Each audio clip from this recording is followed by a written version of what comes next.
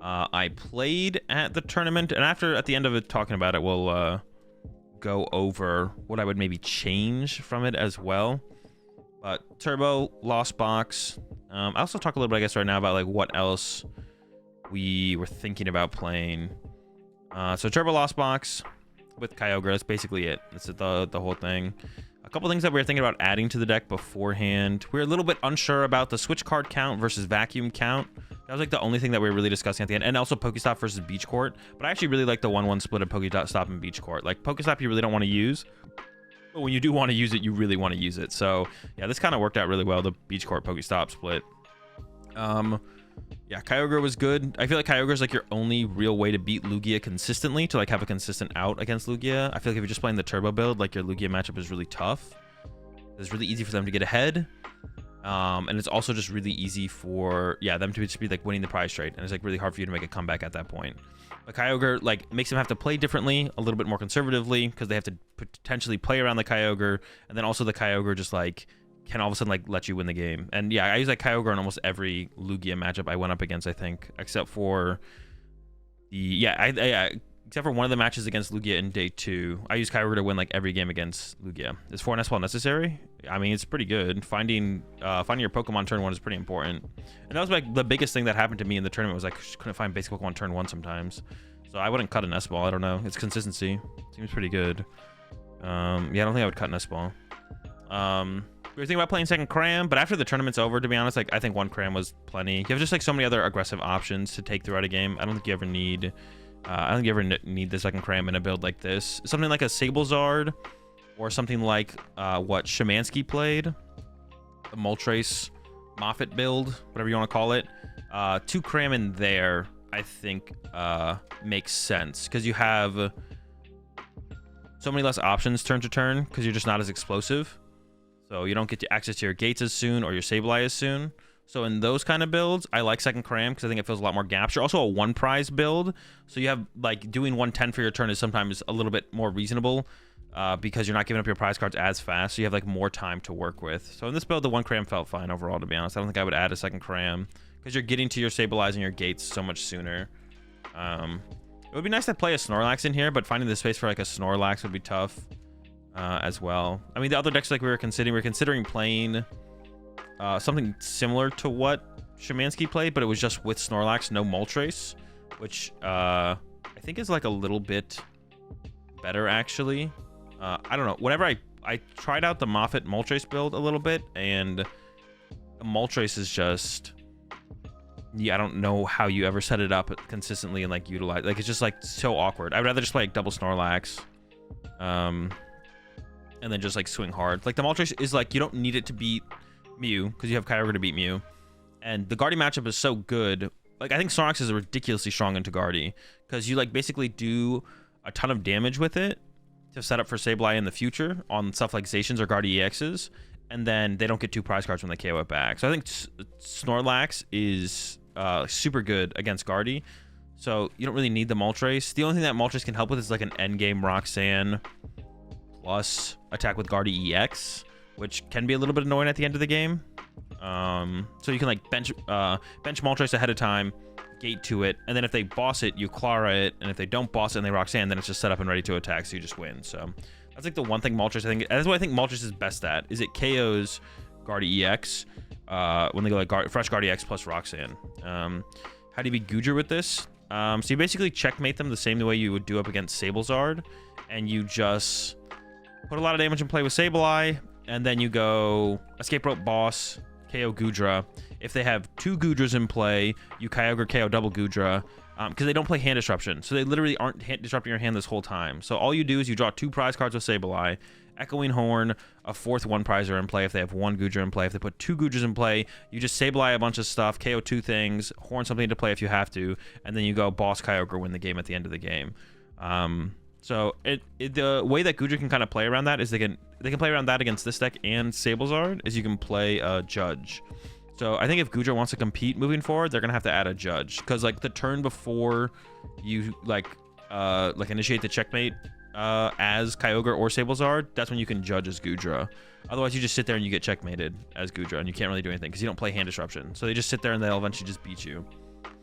So you kind of have to play. It, I think. With Arceus Rising, Zamezenda's turn to shine. No, I still feel like Snorlax is just better. Just being able to hit more consistently with Snorlax, I think, is just better. Zamazenta is such a high. They do play Roxanne though. Yeah, but you don't ever go down to 3 prize cards. So your game plan is you never go down to 3 prize cards and you draw 4 prize cards in one turn. Or you go down to 2 prize cards, but you KO their only Goodra in play, and then you just follow up with Sableye to clean up all the damage you have in play, just kind of sitting there. So you just don't ever you never go into Roxanne range, and then you just win the game. Yeah, Zamazenta's not really good because it's just so cost inefficient. Like Snorlax, I think, is just always better. I don't think the plus 40 damage that Zamazenta gives you is like worth the trade-off. But I have to like test more with it to see if it ever matters. But yeah, you just sit there and you checkmate Goodra. So Goodra, I think, it needs to start playing if you want to play Goodra moving forward, I would play a Judge, because otherwise Lost Box decks can just checkmate you. Pretty easily, to be honest, like pretty reasonably. Like even like Shemansky's, the deck that Shemansky played, because Shemansky added a boss, can do the same thing against Goodra. You sit there, take a couple knockouts, go down to 4 prize cards, Sableye some damage onto a Goodra, and then 2 other prize Pokemon in play. And if they only have one prize Pokemon in play, you horn another one back into play. And then the Goodra player goes down to 1 prize card, and then you go Baby Moltres, Escape Rope, Boss, Hawlucha, KO 2 Pokemon off the bench, Baby Moltres, KO the Goodra, and the game's over. So, yeah, if Goodra wants to compete moving forward, I think with Lost Box decks, you have to play a Judge. At least one, but you probably only need one because you're going to see a ton of cards by the time they'll actually get their checkmate set up. So if you add a Judge, I think it makes the matchup pretty reasonable. I'd have to actually see how it plays out. So even at 1 Judge might not be enough depending on the build that they're playing. But I think it would probably be enough to just like play a Judge in Goodra. It'd probably give you the advantage against Lost Box decks again. Yes, this is the list we played. Like I said, those are the changes we were thinking about. And then I don't think there was anything else. Yeah, we were thinking about playing the Snorlax build, which I thought was pretty good. Just Kyogre plus Snorlax.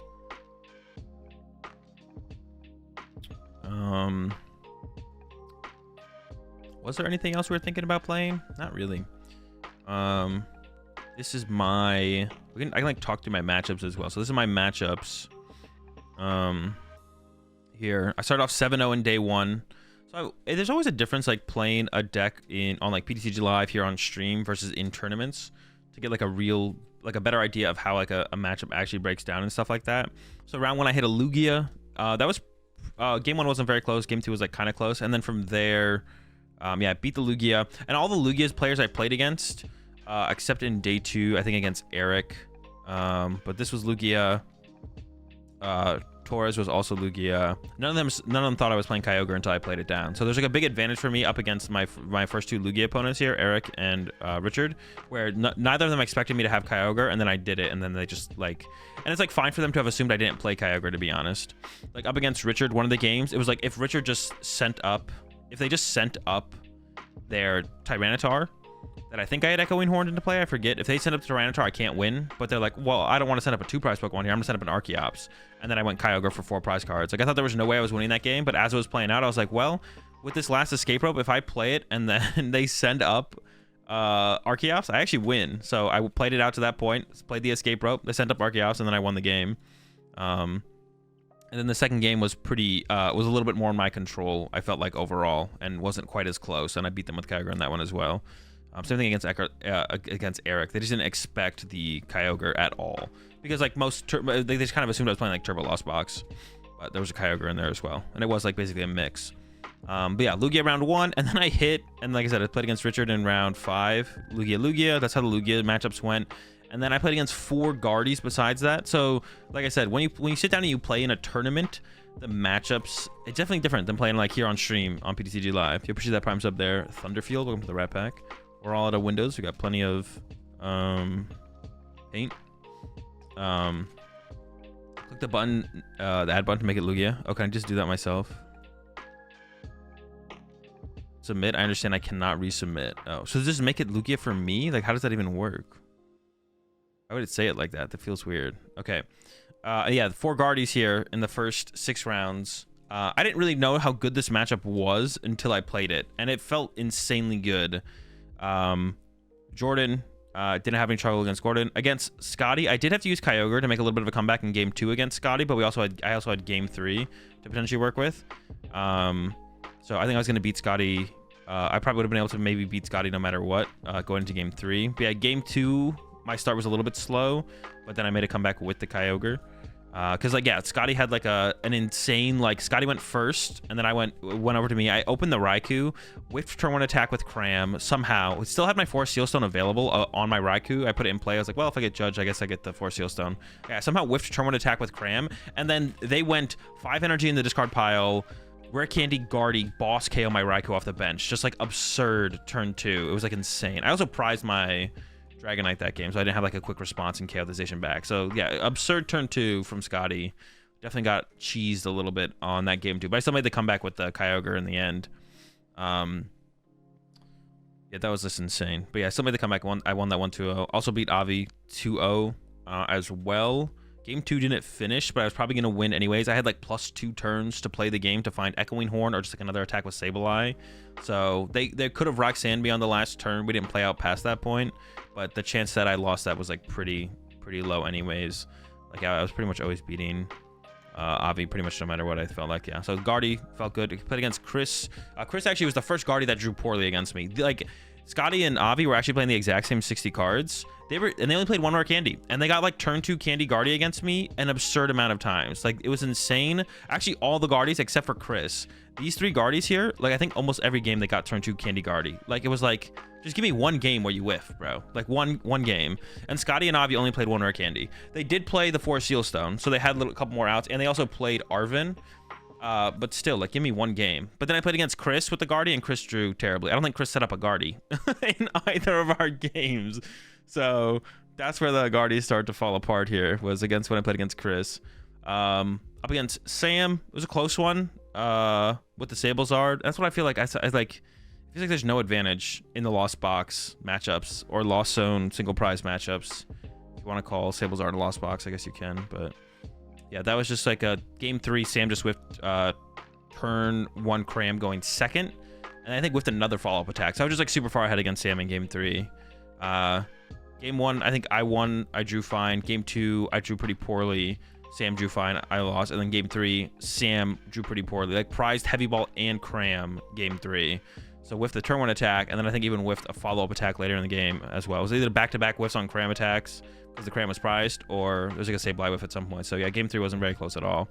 Up against Lee, I was feeling pretty good in the first game initially because Lee opened Drapion and I opened Greninja, so it's like pretty good, but I just drew nothing. Like I Greninja passed, and the next turn Clared for an energy, used Greninja, passed. Like it was pretty abysmal game 1. And then game 2, I definitely made a mistake, but I don't think it would have changed anything. I like retreated an energy off my Greninja at some point to try and get more energy in the discard pile to set up for Kyogre. But then I whiffed the card I needed off my prize cards to play, to make the play happen with the Kyogre. So then I wasn't able to Kyogre at all. So I maybe misplayed against Lee with that. I don't know if I actually had another win condition if I did keep the energy on the Greninja. But then I would have been able to use Greninja to KO Duraludon and something off the bench, or hit something off the bench for 90. So yeah, this one against Lee, I could have played better. I don't know if it would have changed anything. Up against Nick, this was actually a weird one. We had a close game 1, I think, and then I drew pretty bad game 2. We go into game 3. I open up fine. Nick opens up really poorly, like attached. Nick goes first, I believe, or I went first. I get down Greninja, double Comfey, Dragonite on the bench with the Seal Stone to like play around Judge. Nick gets turn 1 Judge, and off the Judge, I'm not be able to put together the Dragonite KO on the lone Arceus. And then the next turn, Nick judges again and only has attached to Arceus V attack, and that's it. Also, Nick put a Path to the Peak in play on the Judge, so then doesn't have access to Starbirth even if they found the V-Star. But they didn't find the V-Star for another turn. But I whiffed turn 3 attack with Dragonite again, and then from there it just kind of spirals out of control. That was like a little bit of a frustrating game that I like had a decent setup, got going a little bit, but then I just couldn't attack with anything throughout the rest of the game. Like every Judge that hit, I was drawing like double battle VIP pass. I still had like 3 Colress left in my deck, I feel like, at the end of the game. And like every time I would go dig through my deck on my turn, I just never found a Colress or anything like that. So the game 3 was pretty frustrating in this one against Nick, I'm not gonna lie. Yeah, that was a pretty frustrating one. for sure. It was definitely frustrating because I felt like I opened decent and my deck just literally couldn't function. Like nothing.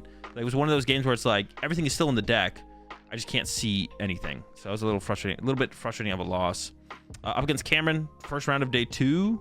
Cameron no-showed, but it was a Guardy, so it was probably worth it for them just to no-show, to be honest.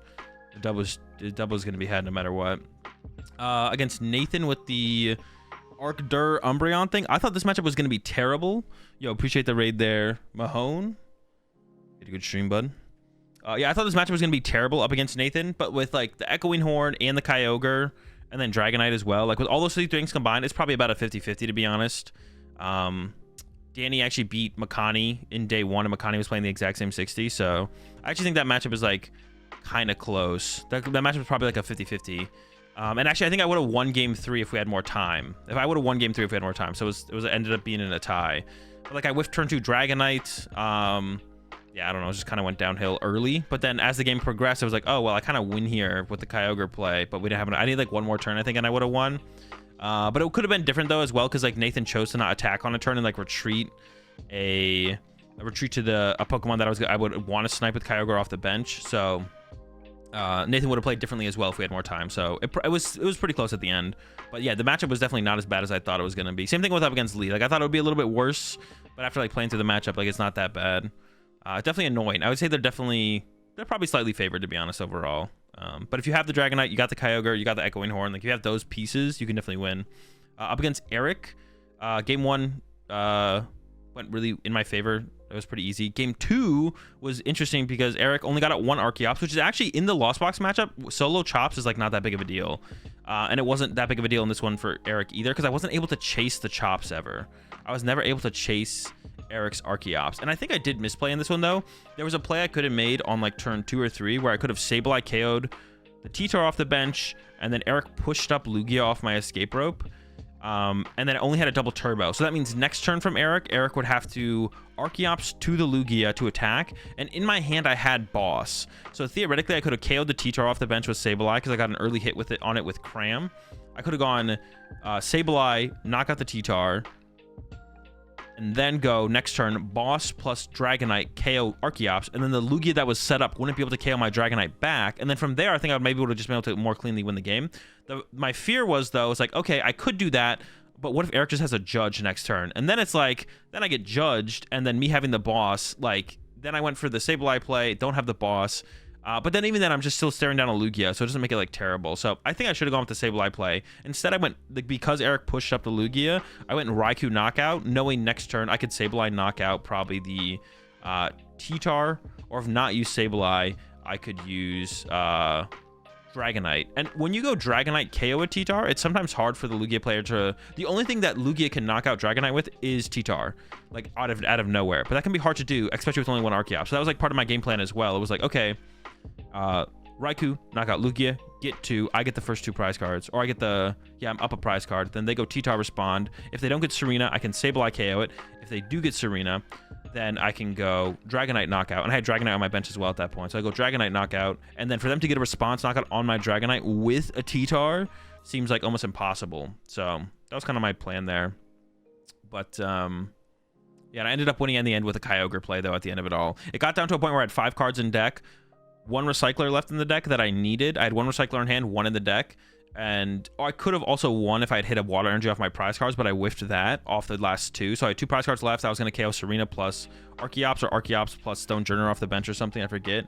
And then I got milled by T-Tar. They whiffed the Recycler, so I just hit the Recycler, and then it was pretty easy from there.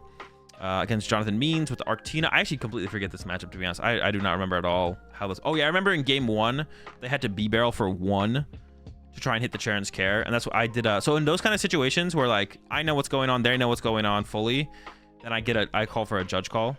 If my opponent doesn't fully know what's going on, or if I feel like they're missing a play even though they have access to it, I'm not going to call for a judge shuffle, or not a judge call, I'm sorry, a judge shuffle, because then I might, like, all of a sudden make them think about, oh wait, why would they want a judge shuffle here? What do they think I'm looking for? It's like, oh, I'm looking for this. But they knew fully what was going on. They needed their Charon's Care. I knew they needed their Charon's Care. They're about to be barrel for 1. In those kind of situations, I always do a judge shuffle, because I don't want to pick cutting or shuffling or tapping my opponent's deck. I'd rather just put it in someone else's hands if possible. And you can do that. You can call for a judge shuffle. It's always funny when I do it sometimes, though, because the judges are like, I don't know. Can you do that? Can you call for a judge shuffle? I was like, why else would we be able to call for a judge shuffle if it wasn't for for right now? Like, that's the reason of a judge shuffle. Is I don't. If I thought my opponent was cheating, I would also be like, I'd be like, listen, I think they're cheating. This is why. And then I also want a judge shuffle because I think they're cheating, even if you don't think they're cheating. Why don't you just shuffle yourself? Because then I shuffled their deck. And then what if they draw it? Well, then I could have cut. Kind of seems like an abuse of judges' time. Maybe, but then what's the point of having it in the rules? I mean, it's in the rules. I'm gonna use it if it's in the rules. If your shuffle is random and their shuffle is random, then it doesn't matter who's shuffling. Yeah, but it's like a mental thing. Like if you cut their deck and you cut them into the one card, it's like, well, what if instead of cutting I had tapped, or what if instead of tapping I had shuffled, right? It's like a mental thing. But if I ask the judge to shuffle, it never mentally wanes on me at all. Even though every time I've done a judge shuffle up to this point, it has always gone in my opponent's favor. This is the first judge shuffle. This is the first judge shuffle that has actually gone in my favor. The other ones were like Boss, Marnie, and there was like another one. But every time I've had a judge shuffle the deck, my opponent's always gotten the card. Yeah, my opponent's always gotten the card until this one. I don't know, man. Random is random. I don't know. It's like it's probably something I need to get over, but it definitely is a mental thing. I definitely need to get over. I should probably get over it, but it definitely is a mental thing. You get what I'm saying?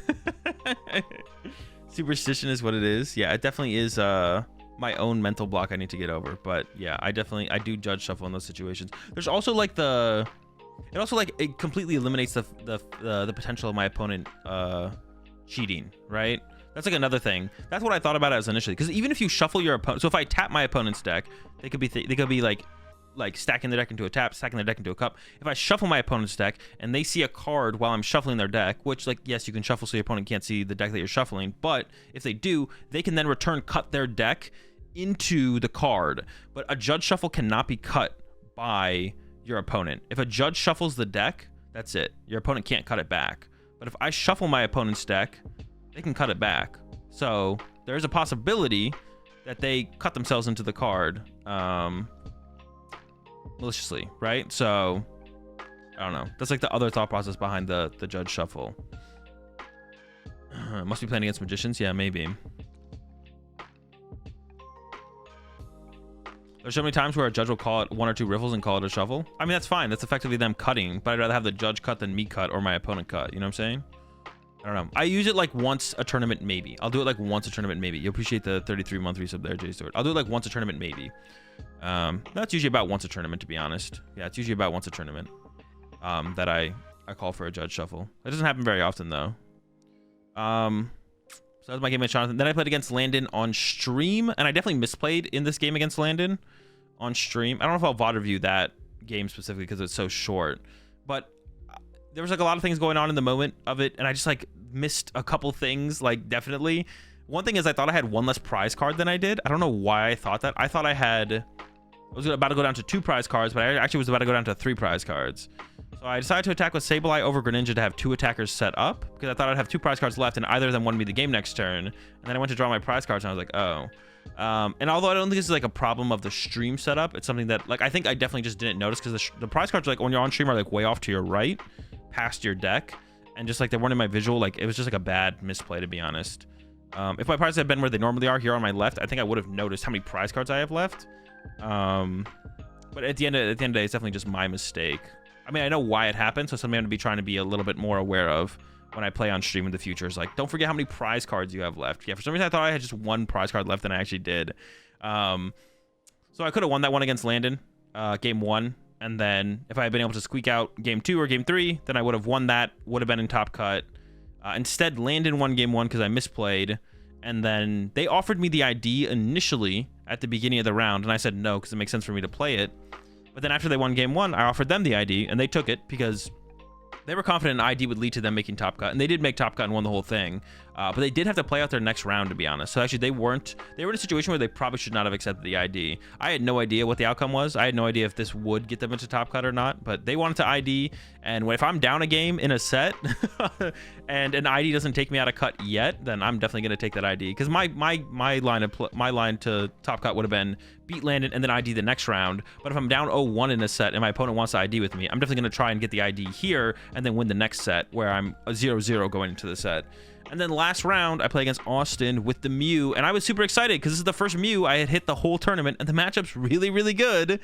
And then I just drew really, really bad. So that was unfortunate. Yeah, I was really excited for that. I was like, okay, whatever happened against Landon happened. I misplayed. We got the tie there. Going to this last round, I got a great matchup up against Austin with Mew. Game 1. It's terrible. I drew super bad to begin with, but then as the game progressed, there was actually a situation where I could have actually made a comeback against Austin. And I was like, at some point, like every judge that Austin hit me with, like I ended the game with like 2 Chorus. It was 2 Chorus in my deck at the end of the game, and there's a couple other cards too. But every judge Austin hit me with, it was like drawing double battle VIP pass like every single time. I was like, bro, just give me like playable cards. And at the end of the game, on my final dig to try and go for the Kyogre play, I had Beach Court, double Chorus in the deck, and if I hit any of those, then I just win the game. If I hit Beach Court or one of the 2 Chorus, I just win the game. At the end of the game, after I go Comfy, the bottom 5 cards on my deck are Mirage Gate, Chorus, Beach Court. That was a pretty annoying loss in the first game. Game 2, I win really cleanly. Just what's Austin's deck? It's just Mew. They play a Penny. But it's nothing super special beside that. Game 2, I win super cleanly. Sableye, Greninja, Sableye, draw KO 1 Genesect, Kyogre, draw 4 prize cards, game over. And then game 3, I once again just draw terribly. I open double Recycler Clara. I do open Greninja, which is good. I use Greninja, get into a Comfy, retreat to the Comfy, or I open Comfy, get Greninja. So I see 4 cards, see no more basic Pokemon, and then I get judged into, I don't know if it was that turn or the next judge. I think it was the next judge. They judged me on their first turn.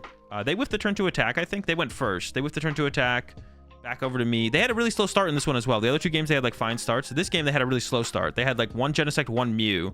So it was like, if I had just drawn anything, I'd probably just win. 1 Genesect, 1 Mew. They hit me with their second judge. So the first judge I don't think was too bad. I could have another Comfy setup. They go Escape Rope, KO my Greninja because I had just a Greninja and Comfy in play. So I just have a Comfy now. They judge me into another Comfy. I use a couple Comfys, don't hit Chorus, and pass. And then they judge me again. Or I think I get Dragonite down on that turn because I was like, I'm going to get Dragonite down here. So if they judge me again next turn, 4 Seal Stones are out. And then they judge me again, and I get double 4 Seal Stone, double Battle VIP pass off that judge. And that's where I was just like, bro, just give me like a playable card. I mean, the 4 Seal Stones are obviously playable. And then I made like a really weird play that turn where I dug a little bit. I think I used a Chorus finally that turn on turn 3 or 4. I forget. Turn 3, yeah. I finally get a Chorus off on turn 3. And then I end up 4 Seal Stoning to get a... Because they still only had 1 Mew and 1 Genesect in play. Then I 4 Seal Stone to get Cram. I put the Dragonite in play. I put the 4 Seal Stone in play. I use the 4 Seal Stone to get a Cram. I send up Cram, and I go Cram Punch. Because then if I get attack off with Dragonite next turn, then they just have no Mews in play, and I could just win. They KO my Cram. I have to follow up Dragonite attack, and then it kind of all spirals away from there. The only other play I could have made there would be to just hold the 4 Seal Stone on the Dragonite, and then just pass. And then next turn use 4 Seal Stone for Chorus. But even then, I'm still so far behind because I didn't hit with the Cram that turn to set up the damage on the Mew VMAX. So I was like, it feels better to hit with Cram this turn than hope to get into a Chorus next turn. So I finally get off that attack, that knockout with the Dragonite like 2 turns later because I whiffed it on the following turn. But then they got the return knockout on my Dragonite, and then I just conceded from there because there was like no way for me to win. So yeah, it was a little bit of a frustrating loss in the end for sure. But I did misplay. Like I said, I think I definitely misplayed a couple times throughout the tournament. Against Lee, I misplayed against Landon, so I can't be too mad at the poor draws at the end of it all, even if it was up against a good matchup, because like I didn't play as well as I could have through the rest of the tournament, and could have been in a position where I don't even need to beat Austin to like get to top cut, right? So I can't be too mad at that. All right, let's adjust this list then. So the only things that I think I would change, I wouldn't change very much, to be honest. I think I would try no boss.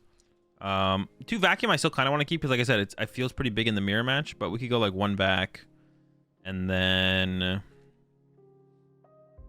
4th rope for sure.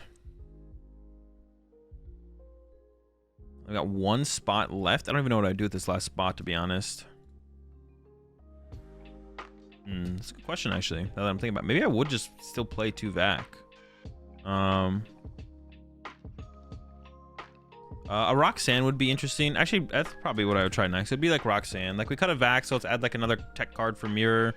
Slash Roxanne is just kind of good, like, re-up draw card as well. So, yeah, I'll go with Roxanne. I think that's, like, reasonable to consider. So, yeah, something like this is what I would try. Moving forward, Roxanne is, I don't know if it's, like, necessary or not. I could put something else in there, but, yeah, I would try, like, this moving forward. Not too much to be changed, really.